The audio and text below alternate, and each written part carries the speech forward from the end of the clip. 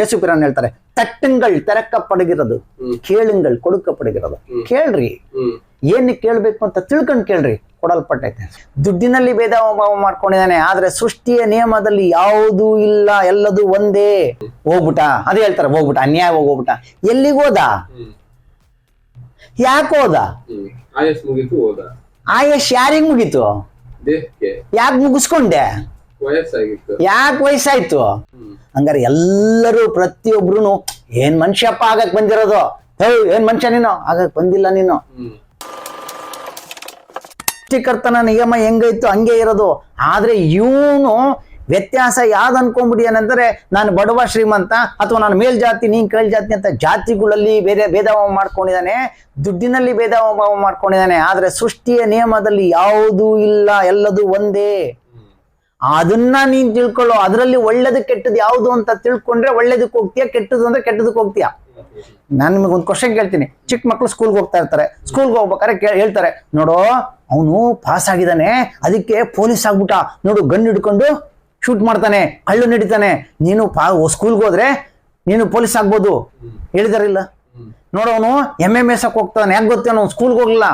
ನೋಡೋನು ಬಿಸ್ಲಾಗೆ ಇದು ಮಾಡ್ಕೊಂಡು ಬಿಸ್ಲಾಗೆ MMS ಹೋಗ್ತಾನೆ, ನೀನಂಗೆ ಆಗ್ಬಿಡಪ್ಪ ಸ್ಕೂಲ್ಗೆ ಹೋಗು ಅಂತ ಹೇಳಿದಾರಿಲ್ಲ?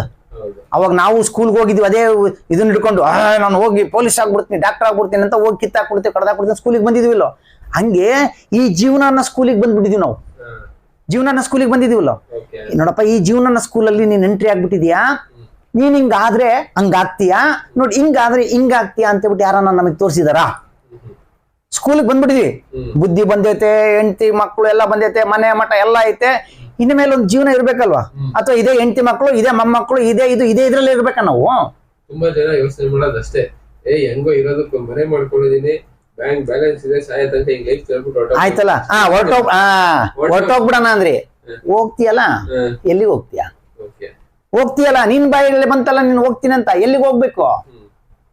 ನಾನ್ ಮಾತಾಡೋದು ಸ್ವಲ್ಪ ರೂಢ್ ಆಗಿದೆಯೋ ಅಥವಾ ತಿಳಿಸೋ ರೀತಿ ನನಗೆ ಗೊತ್ತಿಲ್ಲದೆ ನಾನು ಈ ರೀತಿಯಾಗಿ ತಿಳಿಸ್ತಾ ಇದೀನೋ ಅರ್ಥ ಮಾಡಿ ತಪ್ಪು ತಿಳ್ಕೊಳಕ್ ಹೋಗ್ಬೇಡಿ. ವಾಸ್ತವ ಅಂಶ ಮಾತ್ರನೇ ಹೇಳ್ತಾ ಇದ್ದೀನಿ. ಹೋಗ್ತಾನೆ ಅಂತ ಹೇಳಿದ್ರಲ್ಲ, ಎಲ್ಲಿಗೆ ಹೋಗ್ತೀಯಪ್ಪ? ಹೋಗ್ತೀಯಲ್ಲಪ್ಪ, ಹೋಗ್ಬಿಟ್ಟ, ಅದೇ ಹೇಳ್ತಾರೆ, ಹೋಗ್ಬಿಟ್ಟ, ಅನ್ಯಾಯ ಹೋಗ್ಬಿಟ್ಟ. ಎಲ್ಲಿಗೋದ? ಯಾಕೋದ? ಆಯಸ್ ಯಾರಿಗ್ ಮುಗೀತು? ಯಾಕೆ ಮುಗಿಸ್ಕೊಂಡೆ? ಯಾಕೆ ವಯಸ್ಸಾಯ್ತು? ವಯಸ್ಸಾಯ್ತು ಅಂದ್ರೆ ಸೃಷ್ಟಿ ನಿಯಮ, ಇದಕ್ಕೆ ಕೊಟ್ಟಿರೋದು ಅರಿವು. ಇದನ್ನ ಗೆಲ್ಲದಕ್ಕೆ ಅರಿವು ಕೊಟ್ಟಿರೋದು.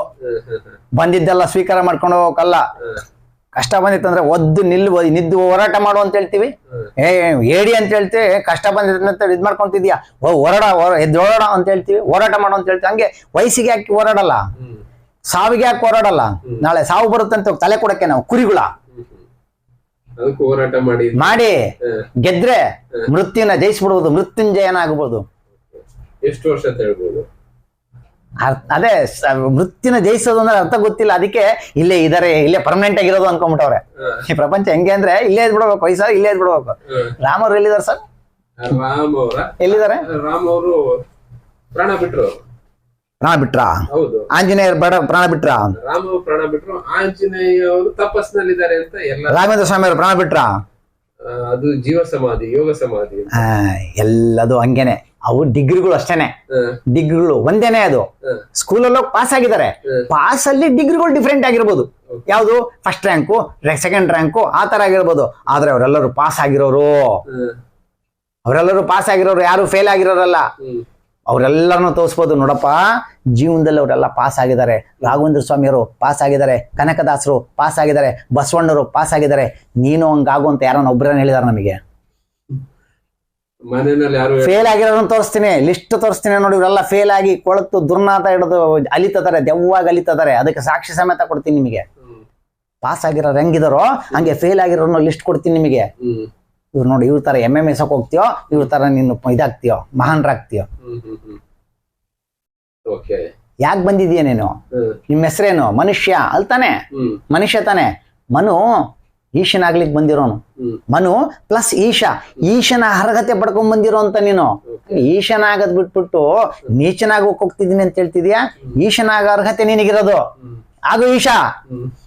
ಬಟ್ ಎಲ್ಲರೂ ಈಶಾ ಆಗಕ್ಕೆ ಬಂದಿರೋದು. ಹಂಗಾರೆ ನೀನ್ ಮನುಷ್ಯ ಅಂತಂದ್ರೆ ಸುಮ್ನೆ ಒಂದ್ ಮಾತು ಹೇಳ್ತೀನಿ, ಏಯ್ ಏನ್ ಮನುಷ್ಯ ಮರ ನೀನು ಅಂದ್ಬಿಟ್ಟು ಹೆಂಗಿರುತ್ತೆ ನಿಮ್ಗೆ? ಏಯ್ ನೆಟ್ಟಿಗೆ ಮಾತಾಡೋ, ಯಾಕೆ ಏನ್ ಹಂಗಂತ್ಯ ಅಂದ್ರೆ ಒಂದು ಏನ್ ಮನುಷ್ಯ ನೀನು ಅಂದ್ರೇನೆ ಸಿಟ್ಟು ಬರುತ್ತೆ ನಿಮಗೆ.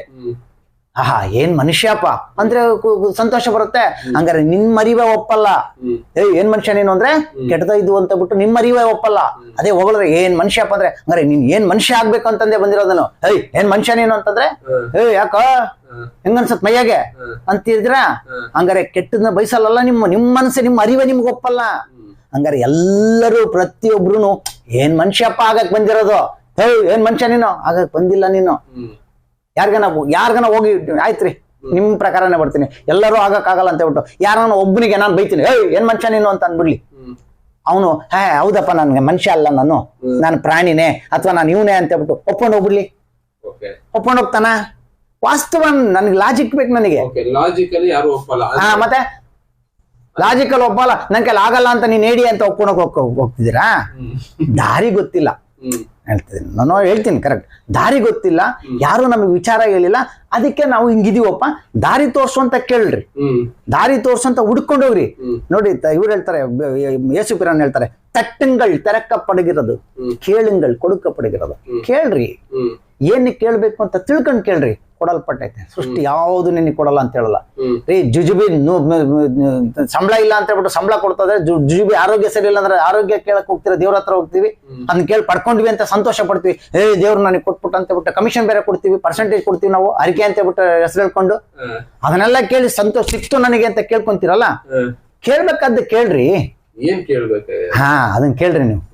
ಏನ್ ಕೇಳ್ಬೇಕಂತ ಕೇಳ್ರಿ ನೀವು. ಹೇಳಿ ಏನ್ ಕೇಳ್ಬೇಕು ನಾವ್ ಈಗ ದೇವ್ರ ಹತ್ರ? ಹೇಳಿ. ಈಗ ನಾನೇ ಹೋಗಿ ದೇವ್ರ ಹತ್ರ ಏನ್ ಕೇಳ್ಬೇಕು? ನಾನ್ ಮಾಮೂಲಿಯಾಗಿ ದೇವಸ್ಥಾನಕ್ಕೆ ಹೋಗೋದೇ ರೇರ್ ಕೇಸ್, ಆಯ್ತಾ? ಹೋಗಿ ಏನ್ ಕೇಳ್ಬೇಕು? ನಾನ್ ಇಷ್ಟ ದಿನಕ್ಕೆ ಹೋಗ್ತೀನಿ, ನೋಡ್ತೀನಿ, ಬರ್ತೀನಿ. ಯಾವತ್ತು ಅದು ಕೊಡು ಇದು ಕೊಡು ಅಂತ ಕೇಳಕ್ ಹೋಗಿಲ್ಲ. ನನ್ ಕೈಲಾದಷ್ಟು ನಾನು ದುಡ್ಕೊಳ್ತೀನಪ್ಪ, ನನ್ ತಿನ್ನೋದ್ ಕೆಪಾಸಿಟಿ ಐತಿ, ತಿಂತೀನಪ್ಪ. ಸರಿ, ಆಯ್ತಾ? ಒಂದ್ 2-3 ಕ್ವಶನ್ ಕೇಳಿ ನಾನು ಸ್ವಲ್ಪ ಆನ್ಸರ್ ಕೊಡ್ತೀರಾ? ಹೇಳಿ. ನೀವು ಮುಖ್ಯನಾ ಅಥವಾ ಬೇರೆ ಯಾರೋ ಕ್ರಿಕೆಟ್ ಪ್ಲೇಯರು ಅವ್ರು ಮುಖ್ಯನಾ, ಅಥವಾ ಪ್ರಧಾನಮಂತ್ರಿಯೋ ಅಥವಾ ಮುಖ್ಯಮಂತ್ರಿಯೋ ಅಥವಾ CM ಅಥವಾ ಯಾರು ಅವ್ರು ಮುಖ್ಯನಾ, ನೀವು ಮುಖ್ಯನಾ? ಯಾವ ರೀತಿನಲ್ಲಿ, ಯಾವ ವಿಚಾರದಾಗಲಿ ನಾನ್ ಮುಖ್ಯನಾ ಅಥವಾ ಇನ್ನೊಬ್ರು ಮುಖ್ಯನಾ ಅಂತ ಕೇಳಿದ್ರೆ ಹೇಳ್ತಾರೆ ನಾನ್ ಮುಖ್ಯ ಅಂತ ಹೇಳ್ತೀವಿ. ನಾನ್ ಫಸ್ಟ್ ಅಪ್ಪ, ಅವ್ನ್ ತಾನು ನಾನೇನ್ ಮಾಡ್ಲಿ, ನಾನ್ ಬುಕ್ಕು, ನಾನಿದ್ರೆ ತಾನೇ ಅಂತ ಹೇಳ್ತಿರ್ತಾನೆ. ನಾನಿದ್ರೆ ಅರ್ಥ ಮಾಡ್ಕೋಬಹುದು ಯಾರು ಹೇಗೆ. ಇಲ್ಲ ಅಂದ್ರೆ ನಾನು ಯಾರ ಬಗ್ಗೆ ಯೋಚನೆ ಮಾಡ್ತಿದ್ದೆ. ಸೂರ್ಯ ಮುಖ್ಯನಾ, ನಿಮ್ ಕಣ್ಣು ಮುಖ್ಯನಾ ಅಂದ್ರೆ ಏನ್ ಹೇಳ್ತೀರಾ? ಕಣ್ಣು ಮುಖ್ಯ ಅಂತೀವಿ. ಹೌದ್ ತಾನೆ? ನನ್ ಕಣ್ಣಿದ್ರೆ ನಾನು ಸೂರ್ಯ ನೋಡ್ಬೋದು. ಕೋಡಿ ಸೂರ್ಯ ಕೊಟ್ಬಿಟ್ಟು ಕುಳ್ಳಿನ ಕೈ ಕೊಟ್ರೆ ಏನ್ ಹೇಳ್ತಾನೆ? ತಗೊಂಡ್ ನಾನು ಏನಪ್ಪ ಮಾಡ್ಲಿ ಅಂತ ಹೇಳ್ತಾನೆ. ಹೌದ್ ತಾನೆ? ಹಂಗಾರೆ ನಿಮ್ ಕಣ್ಣು ತಾನೇ ಮುಖ್ಯ. ಪ್ರಪಂಚ ಮುಖ್ಯನಾ, ನೀವು ಮುಖ್ಯ ಅಂದ್ರೆ ಏನ್ ಹೇಳ್ತೀರಾ? ಪ್ರಪಂಚ ಮುಖ್ಯನಾ, ಮುಖ್ಯನಾ? ಓಕೆ, ಇಲ್ಲಿ ಸ್ವಲ್ಪ ಕ್ವಶನ್. ನಾನೇ ಮುಖ್ಯ, ಪ್ರಪಂಚ ತಗೊಂಡ್ ನಾನೇನ್ ಮಾಡ್ಲಿ? ನಾನೇ ಇಲ್ಲ ಅಂದ್ರೆ ಪ್ರಪಂಚ ತಗೊಂಡ್ ನಾನೇನ್ ಮಾಡ್ಲಿ? ಇರ್ತಾರೋ ಬಿಡ್ತಾರೋ ನನಗೆ ಗೊತ್ತಿಲ್ಲ, ನಾನೇ ಇಲ್ಲಪ್ಪ. ಉಪ್ಪಿಯವ್ರು ಹೇಳ್ತಾರೆ, ಬಹಳ ಚೆನ್ನಾಗಿ ಹೇಳ್ತಾರೆ, ನಾನು ಹುಟ್ಟಿದ ಮೇಲೇನೆ ಸೂರ್ಯ ಚಂದ್ರರು ಹುಟ್ಟಿದ್ದು. ಇದನ್ನ ಹೇಳ್ತಾ ಇಲ್ಲ, ಅಂದ್ರೆ ನಾನಿದ್ರೆ ಪ್ರಪಂಚ. ಹೌದಾನೆ? ಸರಿ, 3 ಕೋಟಿ ದೇವತೆಗಳಿದ್ದಾರೆ. 3 ಕೋಟಿ ದೇವತೆಗಳು ಇಂಪಾರ್ಟೆಂಟಾ, ನಾನು ಇಂಪಾರ್ಟೆಂಟಾ? ನಾನಿದ್ರೆ ದೇವ್ರಿದ್ದಾನೆ ಅಂತ ಗೊತ್ತಾಗತ್ತೆ, ಇಲ್ಲ ಅಂದ್ರೆ ದೇವ್ರಿಲ್ಲ ಅಂತ. 3 ಕೋಟಿ ದೇವರು ಬಂದ್ಬಿಟ್ಟು ದಿನೇಶ್ ದಿನೇಶ್ ದಿನೇಶ್ ಅಂತ ಬಂದ್ರೆ, ಅದು ಯಾರ ಹೆಸರು ಹೇಳ್ಕಂತ ಬಂದ್ರೆ, ಇಲ್ಲ ಅಂತಂದ್ರೆ 3 ಕೋಟಿ ದೇವತೆಗಳು ಬಂದು ಅಯ್ಯೋ ಎಲ್ಲ ವೇಸ್ಟ್ ಆಗಿ ಹೋಗ್ಬಿಟ್ವಲ್ಲಪ್ಪ, ಅವನೇ ಇಲ್ಲ ಅಂತ ವಾಪಸ್ ಹೋಗ್ಬಿಡ್ತವೆ. ಹೌದಾನೆ? ನಾನೊಬ್ಬ ಸೋಮಶೇಖರ್ ಇದ್ರೆ ಇದ್ದು ಒಂದು ದೇವ್ರನ್ನ ಸಂಪಾದನೆ ಮಾಡ್ಬೋದು, ಆ ದೇವರಿಂದ ನಮ್ಗೆ ಏನ್ ಬೇಕು ಪಡ್ಕೋಬಹುದು. ಹಂಗಾರೆ ನಾನ್ ಇಂಪಾರ್ಟೆಂಟಾ, 3 ಕೋಟಿ ದೇವತೆ ಇಂಪಾರ್ಟೆಂಟಾ? ಹೌದಾನೆ? ಲಾಜಿಕಲಿ ಹೇಳ್ತಾ ಇದ್ದೀರಾ. ಬನ್ನಿ, ಹಂಗೆ 3 ಕೋಟಿ ದೇವತೆಗಳು ನಾನ್ ಇಂಪಾರ್ಟೆಂಟ್. ಹಂಗೆ ಇಷ್ಟು ಸರ್ವದಕ್ಕೂ ಇಂಪಾರ್ಟೆಂಟ್ ಆಗಿರೋಂತ ನೀವು ಈ ಭೂಮಿಗೆ ಏನಕ್ ಬಂದ್ರಿ? ಆವಾಗ ನೀವೇನ್ ಕೇಳ್ಬೇಕು ಅಂತ ಗೊತ್ತಾಗತ್ತೆ. ಈ ಭೂಮಿಗೆ ಏನಕ್ ಬಂದ್ವಿ ಅಂತಂದ್ರೆ ಗೊತ್ತಿಲ್ಲ, ಏನ್ ಬೇಕು ಅಂತ ಏನ್ ಗೊತ್ತಾಗತ್ತೆ? ಏನಕ್ ಬಂದ್ವಿ ನಾವು ಈ ಭೂಮಿಗೆ? ನನಗ್ ಗೊತ್ತಿಲ್ಲ, ನಾನು ಎಂತಕ್ ಬಂದೆ. ಇಷ್ಟ ತನಕ ಹೇಳ್ದೆ ನಿಮ್ ಮೇಲೆ ಎಷ್ಟು ಇನ್ವೆಸ್ಟ್ಮೆಂಟ್ ಆಗೈತೆ ಅಂತ ಹೇಳ್ಬಿಟ್ಟು ನಾನು ಹೇಳ್ಕೊಂತ ಬಂದೆ.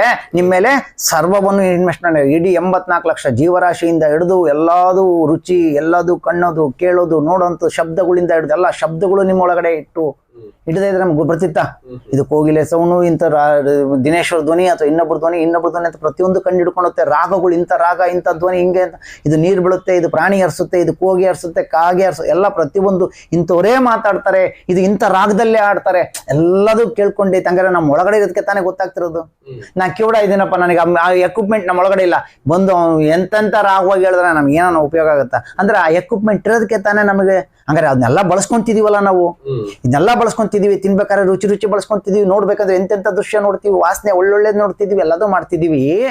ಇದನ್ನೆಲ್ಲ ಮಾಡ್ಕೊಂಡ್ಬಂದು ಅನುಭವಿಸ್ತಾ ಇದೀವಲ್ಲ, ಯಾಕೆ ಹೆಂಗೆ ಇದೆಲ್ಲ ಯಾರು ಕೊಟ್ರು, ಈ ಭೂಮಿಗೆ ನಾನು ಯಾಕೆ ಬಂದೆ, ಇದನ್ನೆಲ್ಲ ಬಂದು ಇಷ್ಟೆಲ್ಲ ಸಕಲ ಸೌಕರ್ಯ ನನ್ನ ಮೇಲೆ ಇನ್ವೆಸ್ಟ್ಮೆಂಟ್ ನಡೆದೈತಲ್ಲ, ಹಂಗಾರೆ ಏನಕ್ಕೋಸ್ಕರ ಅಂತ ಹೇಳ್ಬಿಟ್ಟು ಯಾರು ಒಂದಿನ ಯೋಚನೆ ಮಾಡಿದೀವಾ?